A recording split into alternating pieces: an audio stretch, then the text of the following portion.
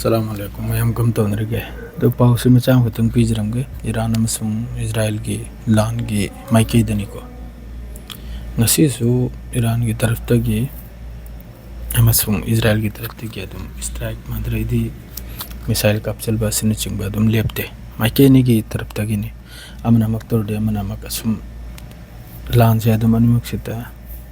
तवुंदना लाइरे लेपते हज फाव सिदे यामना इंपोर्टेंट होइबो पाव हाइबो Tehran दंगसिसु Israel की तरफ तगी स्ट्राइक ने तौरिसे असरे पावम लाखी तेहरान कैपिटल मनाक्ता सिटी अमा अराग हरिबा मफम सिरा nuclear complex north west Iran दा इसिंगी रिएक्टर अमगी मथक्ता अदुगी साइटता स्ट्राइक तौबे वानी याम साथीना तेहरान दसु याम साथीना खोती होइरि होजिकता माद्रेदी ईरान की अनौबो मिसाइल खेप अमा ईरान की तरफ तगी कापखिब जेरूसलम अमसुंग तेल अविवदा हिद ओइबगी मखोल ताई हाइना अल जजीरा की तरफ तगी पाव से फुंगदुरैमनी माद्रेदी सोमनमका गाजा की नेजरिन जंक्शन हारिबै मनाक्सिदा मियोय तरा तरोग अमा सही तौबै वानी माद्रेदी मी चामगी मथक्ता याम साथिन सोपै वानी गाजा मनंगी पावनी सिरी इंपोर्टेंट ओइबो वाहिबो ngaraang हलदेगी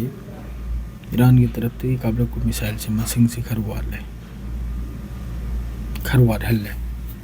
और हल्ले इसने करेगा ना अब अमेरिका गाइबगुन बनी अमेरिका से लांजिरे चंगलक पर चंगलक तरा अदुंग आइरिमना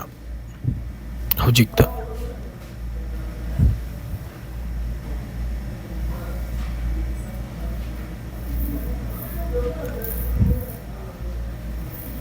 अदुरनी हुजिक कनुम की तरफ तगी लिमिटेड ओइना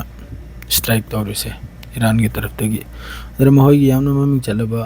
अमेरिका की हरमुस 900 क्राइबदो तुगराक तो लौथखरमनी अदरैदी सोमना मक्का हुजिक पावमा इजराइल की सोराका हरिबो हॉस्पिटल से बी एयर सेवा हरिबो साउथ इजराइल तनी असी याम साथीना सोपै वानी पूरा डायरेक्ट हिट ओइबै वानी ईरान की मिसाइल ना असिना मरम ओइरगा इजराइल की मफम मरीदा याम साथिन सोपै वानी ईरान की होगिबा हिंगी स्ट्राइक छिदने मफम मरीदा इजराइल मनुंगदा अद होजिक कोंगायमना ईरान की सपोर्ट तौरी इजराइल की सपोर्ट तौरी लान छिदे अदुमन मक तौरी माइकेनी मकिमी अदुम सीब तोकते सही दोइब तोकते सीब तोकते द मखाता पाउसे करी करम लापन होजिकता इजराइल मनुंगदा मफम मरीदनी को मफम मरीदनी याम साथीना कनम तौखरिसे सोखरिसे तो मखाता पाउदु लापो कांदा मैमदा आदे पीजरगे हुजिकली सिरेलो इजरे अस्सलाम वालेकुम।